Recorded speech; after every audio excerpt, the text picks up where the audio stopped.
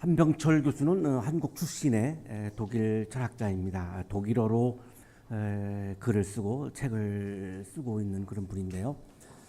피로사회라고 하는 이런 저서를 통해서 21세기 사회는 규율사회에서 성과사회로 변모했다라고 주장을 합니다. 이 성과사회의 시대마다 중요한 질병들이 있는데 이 성과사회의 가장 중요한 질병은 우울증 등 신경성 질환이라고 그렇게 이야기를 합니다. 의외로 사실 우울증을 앓고 있는 우리 분들이 굉장히 많고 또 우리 청년들 중에도 우울증을 앓는 분들이 굉장히 많은 것이 사실입니다. 그래서 이분의 이야기에 솔깃하지 않을 수가 없었습니다. 푸코가 말하는 규율사회에 대해서 이분이 설명을 해줍니다. 이 규율사회에서 강조하는 것은 뭐뭐 해서는 안 된다. 이렇게 지배자가, 주권자가 대개 이제 옛날에 왕들이었죠.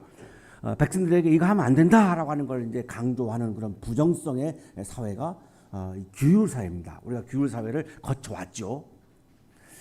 이 성과사회에서 강조하는 것은 무엇을 해야 한다, 무엇을 할 수 있답니다. 나는 할 수 있다. I can do. 굉장히 우리가 이거 많이 강조하잖아요. 나는 할 수 있다. 이거 해야 한다. 이래 성과가 나오니까 이런 긍정성의 사회입니다. 이 규율사회에서 주권자, 이제 왕을 생각하시면 될 것 같습니다. 이 주권자가 없어졌습니다. 이제 우리가 성과사회에 살고 있으니까요. 우리가 왕정 시대가 아니고 조선 시대가 아니니까. 성과사회에서는 주권자가 나한테 이렇게 명령하지 않습니다. 주권이 왕에게 있지 않고 나에게 있습니다. 내 인생을 내가 주도적으로 살아갈 수 있습니다. 누구든지. 이게 민주사회이고 또 성과사회이기도 하죠.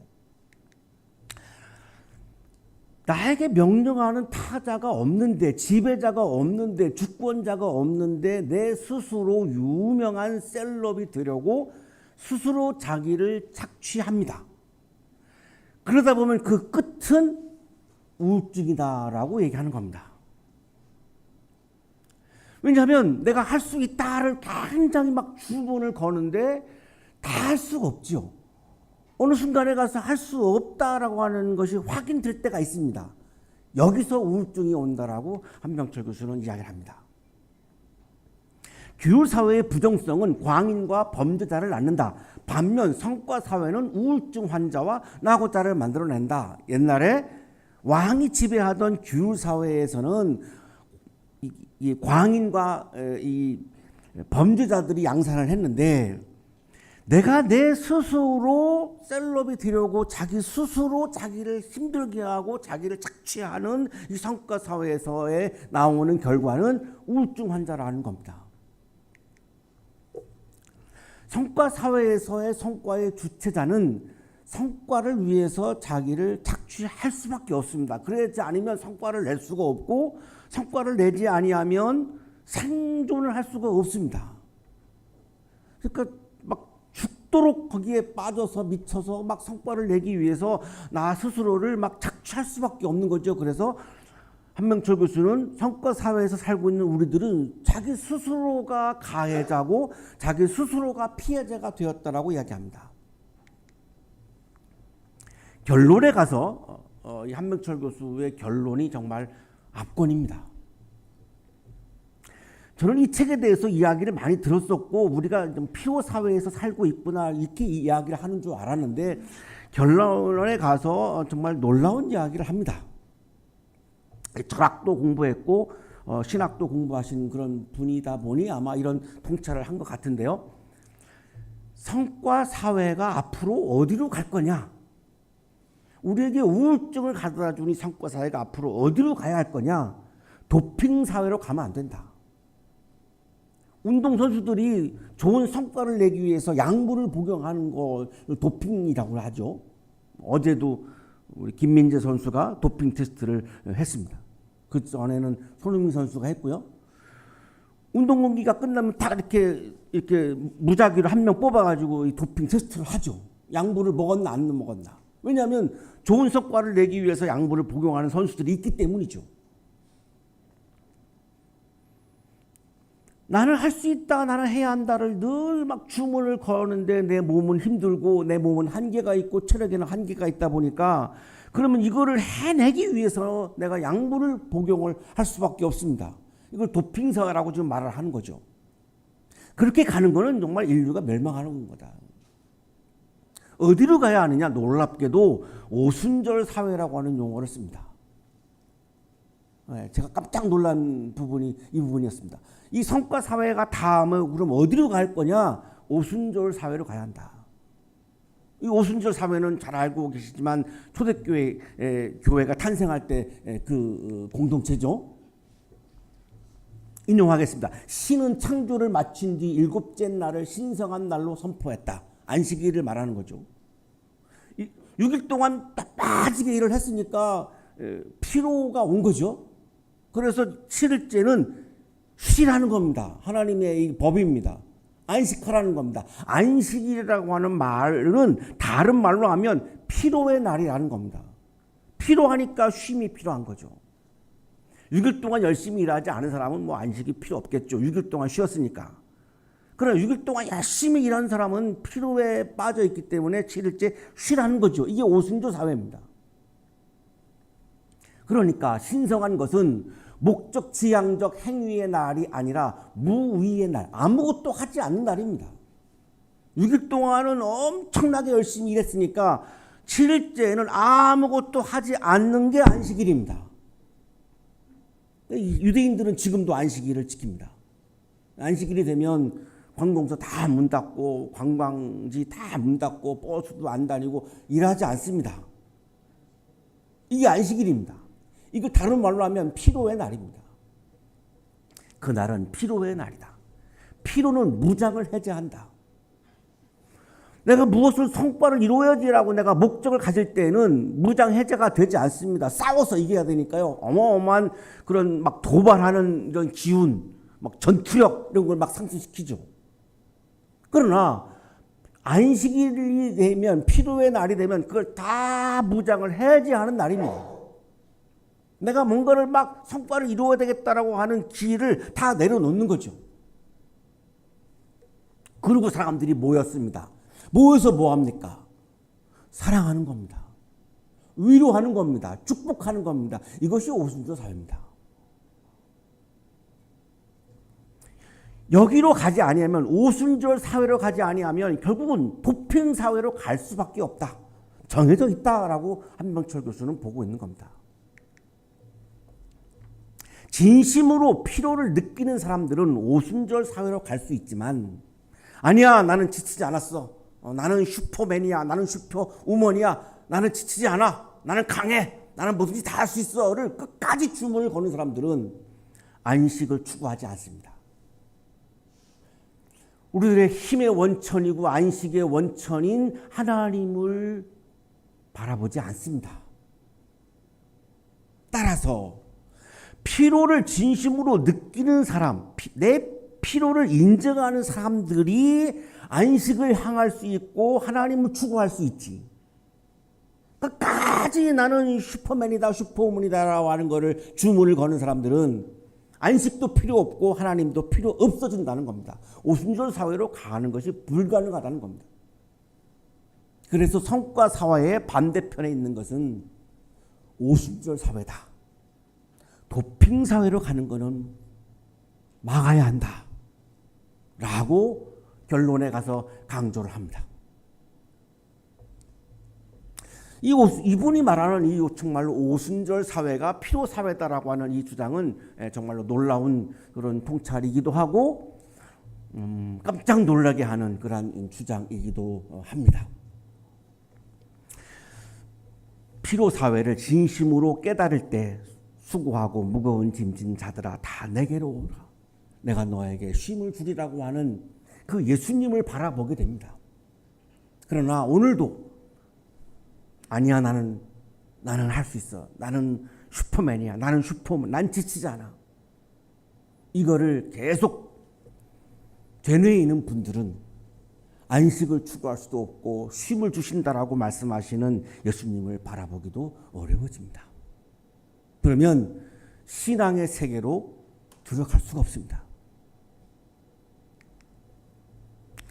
오늘의 성서일과 본문은 구약성서 이사야서인데 이사야서는 세 단락으로 나누어져 있습니다. 1단락은 1장부터 39장인데 구전 8세기에 주신 예루살렘이 무너진다라고 하는 그런 심판의 말씀이 기록되어 있습니다. 두 번째 단락은 40장에서 55장인데 예루살렘이 망하고 바벨로니아 포로로 끌려가죠. 이 바벨로니아 포로기를 살려는 이 노예들에게 주신 이스라엘이 회복한다라고 하는 그런 위로와 희망의 말씀이 기록되어 있습니다. 3단락은 세 번째 단락은 56장에서 66장까지의 말씀인데 포로를 70년 동안 살고 예루살렘으로 돌아옵니다. 이때 물론 페르시아의 노예가 계속되어지죠.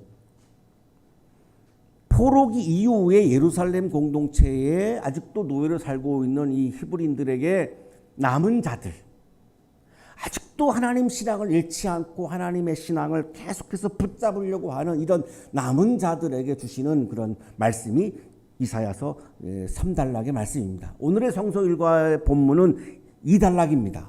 제2 이사야서죠. 바벨로니아 포로기에 주신 노예들에게, 포로에게 주신 희망의 말씀입니다. 결론은 그겁니다.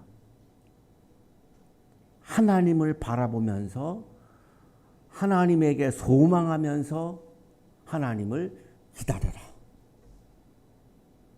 하나님을 바라보면서 하나님을 소망하면서 하나님을 기다리는 사람들에게 하나님께서는 새 힘을 주실 것이다.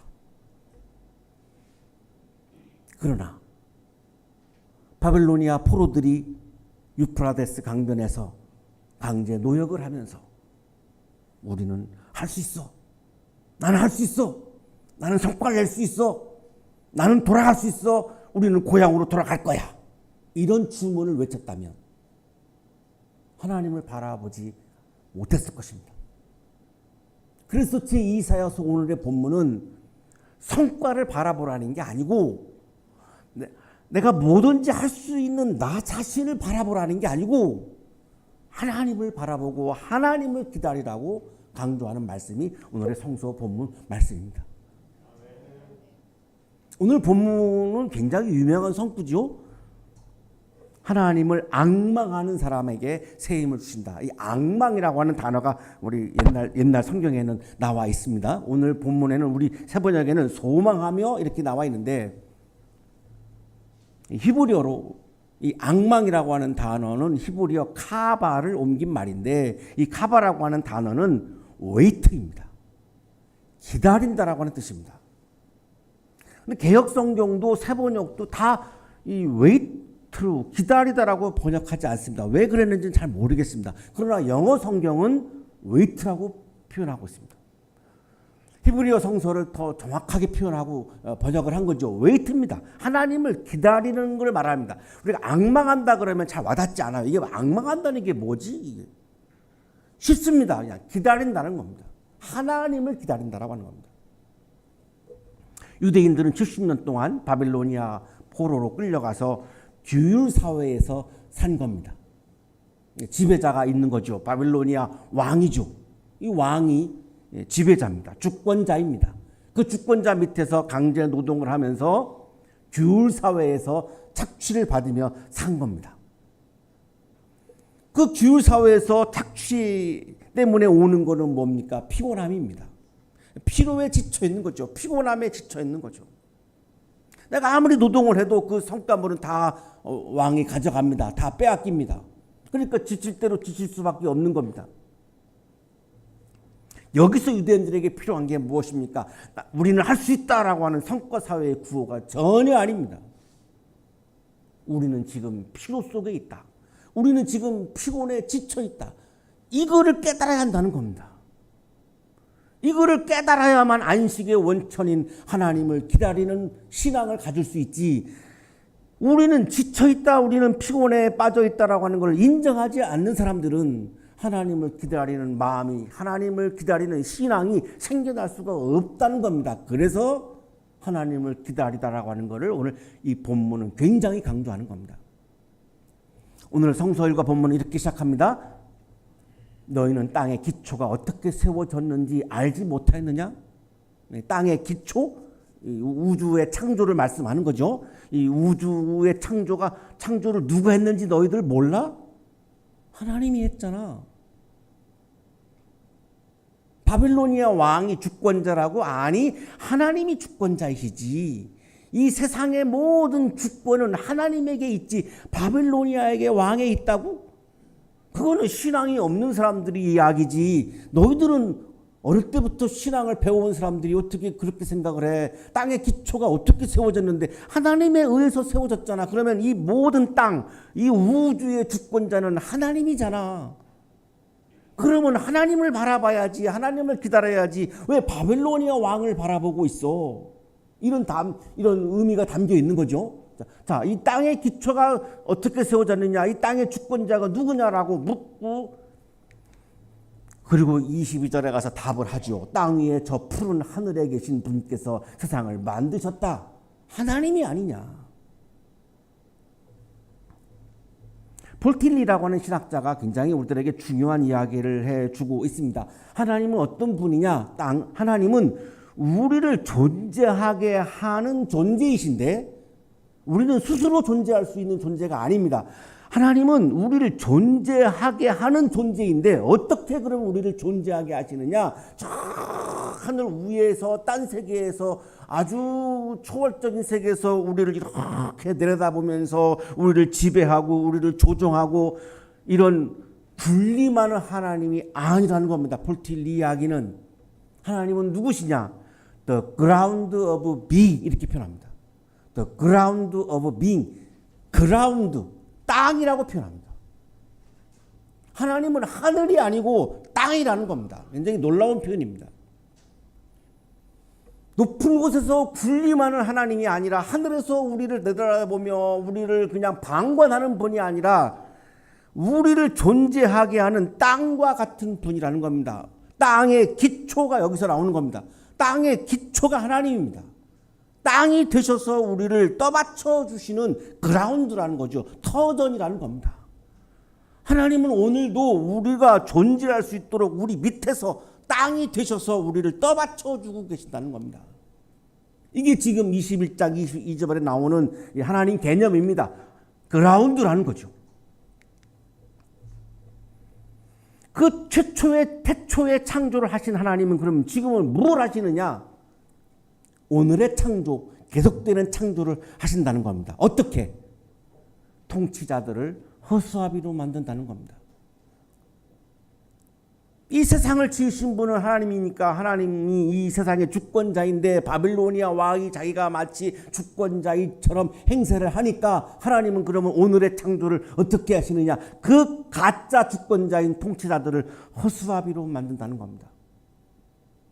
땅의 지배자들을 쓸모없는 사람으로 만든다는 겁니다. 이것이 바로 오늘의 창조, 계속되는 하나님의 창조입니다. 그러니 너희들은 누구를 바라볼 것이냐? 아직도 바빌로니아 왕을 바라볼 것이냐? 쓸모없는 자가 될 건데 조금 있으면 이제 허수아비가 될 건데 우리를 존재하게 하는 존재이신, 우리를 존재하게 하는 터전이신, 그라운드 오브 빙이신 하나님을 바라봐야 되지 않겠느냐? 이 세상의 통치자들은 풀포기와 같아서 하나님이 후 하고 입김을 풀어버리면 그냥 날아가 버리는 건불과 같다. 70년 동안 지배하면서 하나님의 창조의 질서를 파괴해온 바벨로니아 통치자는 이제 하나님이 훅 풀어서 날려버리고 말 것이다. 그러면 하나님은 누구시냐? 또 묻습니다. 하나님은 누구시냐? 하나님은 힘이 세신 분이시다. 능력이 많으신 분이다. 우주를 창조할 정도의 에너지면 얼마나 힘이 세신 분이냐. 뭔가를 만들려면 에너지가 있어야 만드는 건데 하나님은 하나의 물건을 만드신 분이 아니고 우주를 창조하신 분인데 그 우주를 창조한 그 에너지는 생각을 해봐라, 상상을 해봐라. 어마어마한 파워이고 어마어마한 에너지이고 어마어마한 힘이 아니냐. 그러니까 후 불면 통치자가 그냥 날아가 버리는 거다. 우리에게 필요한, 피로에 지쳐있는 우리에게 필요한 것은 힘인데 이 힘의 원천이 어디에서 오느냐? 하나님에게서 오는 거다. 왜? 하나님은 지치지도 않으신다. 하나님은 피곤하시지도 않으시다. 아무리 체력이 강한 사람도 지칠 때가 오는데 하나님은 지치지 않는다. 우주를 창조하신 분이기 때문에 창조적인 기운과 능력과 힘이 세신 분이시다. 힘이 필요한 사람들은 이 하나님을, 힘이 세신 하나님을 바라봐야 될 거 아니냐. 어찌 바벨로니아 왕을 바라보며 그냥 불평하고 있느냐. 불만을 쏟아내고 있느냐. 눈을 돌려서, 시선을 돌려서 하나님을 바라봐라. 어떻게 우리가 성과를 내어서 예루살렘으로 돌아갈 것이냐라고 하는 성과를 바라보지 말고 우리들의 힘의 원천인 피곤함을 모르시는 하나님을 바라보아라.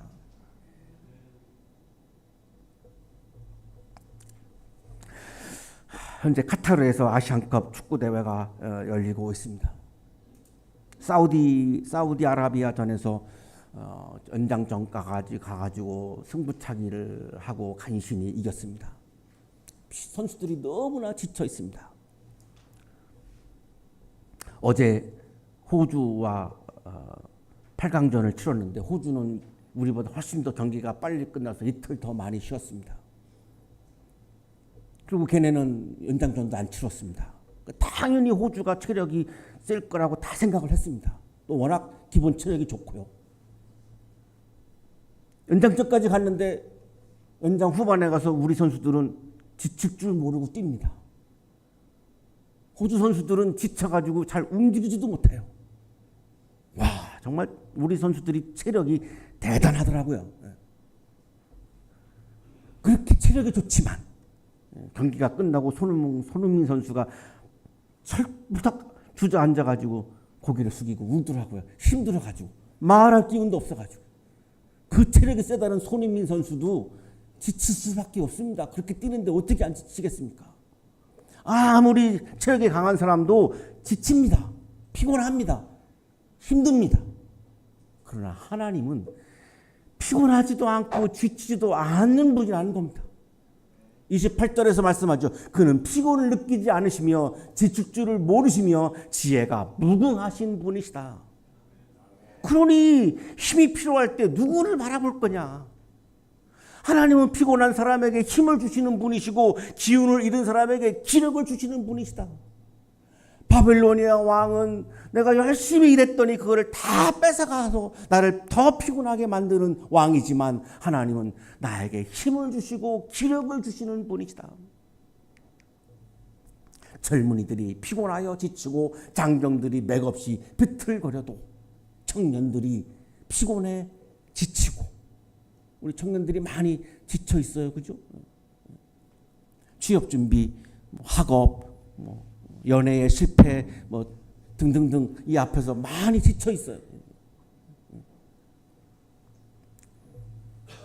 우리 성인들은 안 그렇습니까? 성인들도 먹고 살기 위해서 지쳐 있습니다. 안정적인 지위를 가지고 있어도 여러 가지 모함도 있고 공격도 있고 막 끌어내리려고 하고 흔들려고 하고 사실과 다른 거를 갖고 막 모함을 하고 별 이런 것들 때문에 막 다 지쳐 있습니다. 우리 청년들이 보기에 우리 어르신들을 보면은 다 이렇게 그냥 아무 걱정도 없고 고민도 없고 다 좋아 보이시죠? 속을 보면 다 지쳐 있습니다. 오직 주님을 소망으로 삼는 사람은 새 힘을 얻으리니. 유명한 성구죠. 유명한 성구입니다. 오직 여호와를 앙망하는 자는 새 힘을 얻으리니. 카바, 하나님을 기다리는 사람은 wait upon the Lord, 하나님을 기다리는 사람은. 자, 그런데 이 카바라고 하는 단어는 그냥 단순한 기다림이 아니라 소망하면서 기다리는 겁니다. 뭔가를 바라면서 기다리는 겁니다. 존 왓츠라고 하는 구약 성서 구약 주석가 설명이 굉장히 와닿습니다. 히브리어 카바는 기다리다 혹은 바라다를 의미한다. 기다리는 소망 혹은 소망에 찬 기다림을 가리킨다. 그냥 막연히 기다리는 게 아니라 내가 구체적으로 무언가를 소망하면서 하나님을 기다린다는 겁니다. 그건 하나님을 믿을 때 가능한 거죠. 믿음에서 나오는 기다림입니다. 그냥 막연한 기다림이 아니라 내 욕망에서 나오는 기다림이 아니라 하나님에 대한 신앙에서 나오는 기다림을 말하는 겁니다. 하나님의 위대하심을 관조하려면 기다림과 바람이 요구된다. 하나님을 신앙할 때 내가 하나님께 뭔가를 바랄 수 있고 하나님을 내가 소망할 수 있고 하나님을 기다릴 수 있지, 하나님을 신앙하지 않는 사람은 하나님을 기다리지도 않고 하나님께 바라지도 않습니다. 오로지 내 능력으로 성과를 내겠다라고 살아갈 수밖에 없습니다. 아무리 강한 사람도 지치게 마련입니다. 우리도 다 이 지치는 세상 속에서 살아가고 있습니다. 그러나 하나님은 약해지지 않으십니다. 피곤하시지 않으십니다. 우리를 도와줄 힘이 떨어지지를 않습니다. 독수리가 높이 나는 것은 본 자기 자신의 날개의 힘만으로 나는 것이 아닙니다. 날개를 떠받쳐주는 기류 때문에 독수리는 높이 납니다. 우리가 나만의 힘으로 높이 날 수 없습니다. 나를 떠받쳐 주시는 하나님의 힘이 나에게 작동해 올 때에 나는 높이 날아갈 수가 있습니다. 이것이 우리들의 힘의 원천인 하나님의 힘입니다. 구약 주석가 정중호 교수가 이 부분을 이렇게 설명을 합니다. 하나님을 소망하면서 기다린다라고 하는 의미는 무엇이냐? 나의 시계를 하나님의 시계에 맞추는 것이다. 기다린다는 것은 아무것도 하지 않는다는 말과는 다르다. 누구를 기다린다는 것은 이제 나타날 사람을 생각하고 그 사람이 올 것을 신뢰하며 맞이할 준비를 하면서 사는 것을 말한다. 그리고 나의 주장과 시간을 강요하는 것이 아니라 하나님의 계획과 시간을 존중하는 태도를 갖추는 것을 말한다. 소망하면서 기다린다, 악망한다, 내가 뭔가를 바라면서 기다린다라고 하는 이 카바의 의미는 내가 아무것도 하지 아니하면서 두 손 다 놓고 그냥 막연하게 기다리는 것이 아니라는 겁니다. 반드시 내가 기다리는 그 사람이 나에게 찾아와서 나를 구해주고 나에게 힘을 주는 것을 내가 믿고 내가 신앙하고 그분을 내가 맞이하기 위해서 내가 최선을 오늘도 다하는 것을 말한다는 겁니다. 이게 와닿지 않는 분들을 위해서 이게 아주 굉장히 좋은 샘플이 있는데요. 이게 춘향전에 나옵니다. 판소리 5마당 중에 하나가 춘향가이고 이몽룡이 과거 시험 때문에 춘향이와 헤어져서 한양을 가죠. 이 변학도가 수청을 들려고 이제 막 폭력을 쓰죠. 그래서 이제 춘향이를 괴롭히니까 나는 이몽룡을 배신할 수 없다. 그래서 끝까지 이 춘향이는 이몽룡을 믿고 기다립니다. 이몽룡이가 와서 나를 구해줄 거라고 믿고 기다립니다. 결국은 이제 변학도에 의해서 이제 곤장 10대를 맞습니다. 이 곤장을 맞는 춘향이 아무것도 하지 않고 그냥 막연히 기다리지 않습니다. 10대를 맞을 때마다 노래를 부릅니다. 이 노래 속에는 이몽룡에 대한 믿음, 기대, 소망이 다 담겨 있습니다. 그래서 이여름 교수님은 이 춘향전에서 가장 아름다운 게 춘향의 십장가라고 그렇게 우리에게 이야기를 하는데요. 형장이 한 대를 때리면서 이리요 이렇게 이제 구호를 외치죠. 이리요 그러면 이제 일자로 시작하는 노래를 부릅니다. 춘향이 일편단심 굳은 마음은 일부종사하려는 뜻이 오니. 이거를 변학도한테 노래 부르는 거죠. 끝까지 지가 죽지 않습니다. 이리요 그러니까 일편단심 굳은 마음은 일부종사하려는 뜻이 오니 나는 이몽룡을 나는 버릴 수가 없다. 나를 아무리 때려도 나는 수청둘 수가 없다. 두리오 하면 이제 이자로 시작합니다. 이 매 맞고 영영 죽어도 이도령은 못 잊겠소. 대단하죠. 삼이오 하면 삼청동 우리 난군 이도령은 못 잊겠소. 끝까지 나는 이도령을 나는 배신할 수 없다라고 계속 노래를 부릅니다. 이게 바라면서 기다리는 기다림입니다. 아무것도 하지 않고 그냥 하나님이 나에게 그냥 다 모든 것을 나에게 그냥 공짜로 줄 거를 내가 그렇게 바라고 나에게 성과를 줄 거라고 바라는 거는 그거는 여기 카바의 기다림이 전혀 아닙니다. 춘향이는 끝까지 이몽룡이가 자기를 구해줄 것을 바라면서 기다리면서 여기에서 고난을 이겨내는 힘을 얻습니다. 사랑하는 한양 가족 여러분, 신앙은 하나님께 나의 시계를 강요하는 것이 아니라 나의 시계를 하나님의 시계에 맞추는 겁니다. 내가 기다리는 하나님이 나에게 오셔서 나에게 힘을 주시는 그 시점은 내가 정하는 게 아니라 하나님이 정하는 겁니다. 그거를 내가 정하려고 하는 것은 신앙이 아니고 욕망입니다. 하나님을 만나는 순간도 우리에게는 황홀한 시간입니다. 하지만 하나님을 소망하면서 기다리는 시간은 더 아름답고 황홀한 시간입니다. 옛날에 우리가 연애할 때에 사랑하는 사람을 만나면 황홀하죠. 만날 때보다 그 만나기 직전에 그 사랑하는 사람이 올 거를 기다리면서 막 상상할 때가 더 황홀하죠. 연애를 해보지 못한 우리 청년들에게는 죄송한 말씀이지만 이제 곧 할 거니까 만나는 시간보다 그 만남을 기다릴 때가 더 무한한 상상에 빠져가면서 막 황홀한 막 세계에 빠져갑니다. 하나님께서는 하나님을 소망하며 기다리는 사람에게 힘을 주십니다. 하나님을 소망하며 기다리는 영성으로 고난을 이기고 하나님의 힘을 경험하는 여러분의 삶이 되시기를 간절히 축원합니다.